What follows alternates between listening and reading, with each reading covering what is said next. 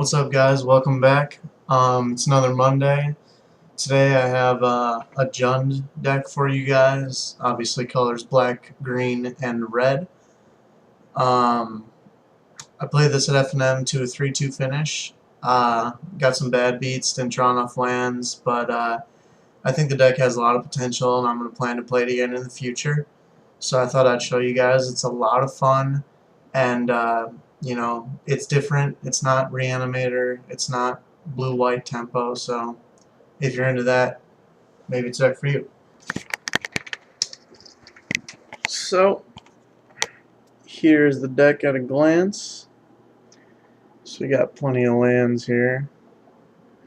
A couple spells.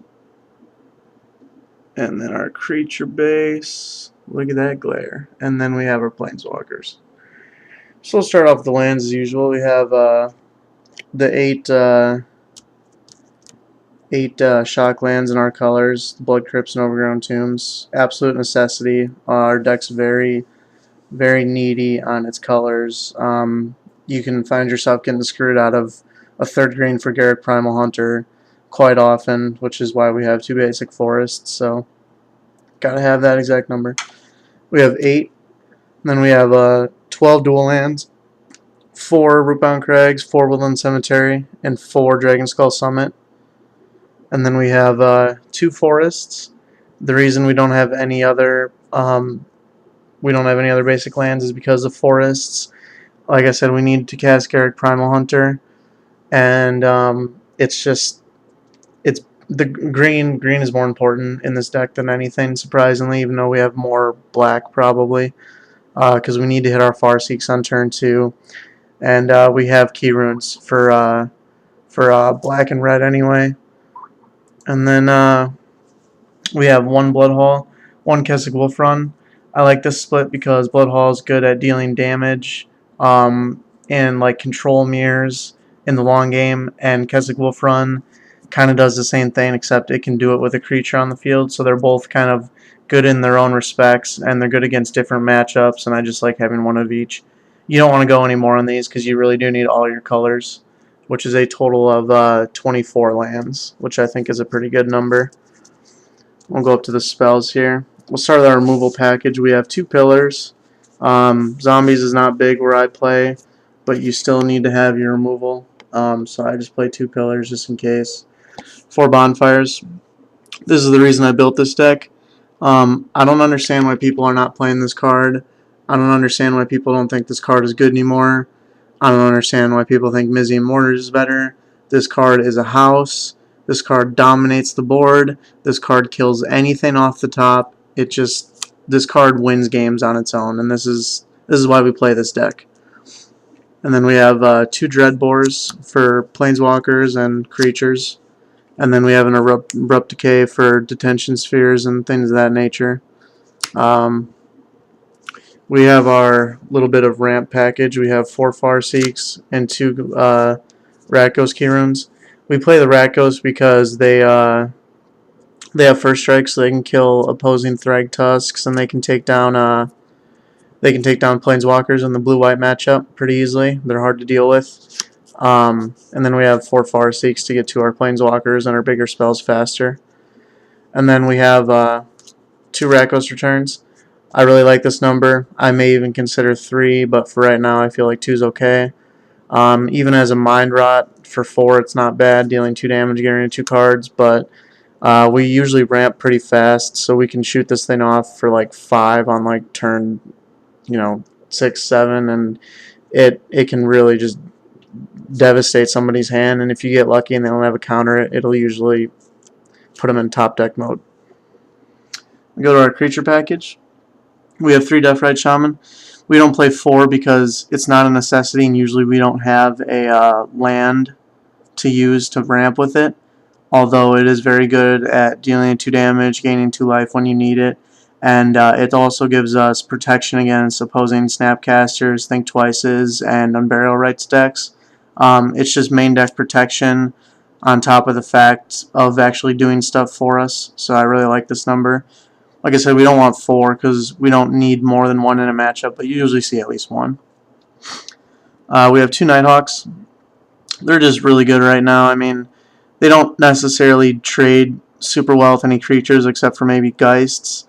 But, I mean, it is a blocker, it has lifelink, it has death touch, it has flying. Like, if they don't deal with it, you're going to gain incremental life, and it is going to make a difference.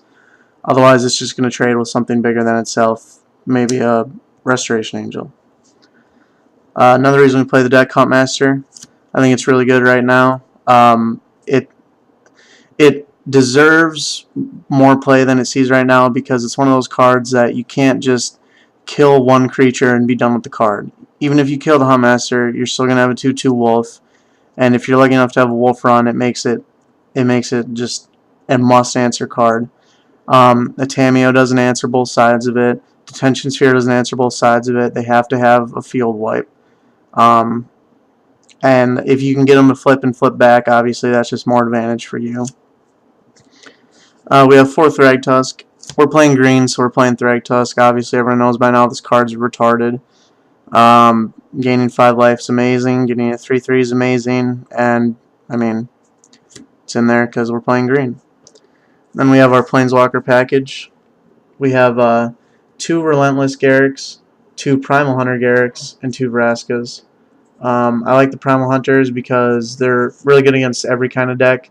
They make incremental advantage and they draw you cards, and they're very hard to deal with. In that same respect, Garrick Relentless kind of does the same thing, except he only makes 2/2s. And I don't find myself killing creatures a lot with this card. Maybe I just haven't played the matchups enough, but there was 3 in here, and I removed him for another Primal Hunter because I think he's just a little bit stronger. And we have enough ramp that it doesn't really bother us. And then we have 2 Vraskas.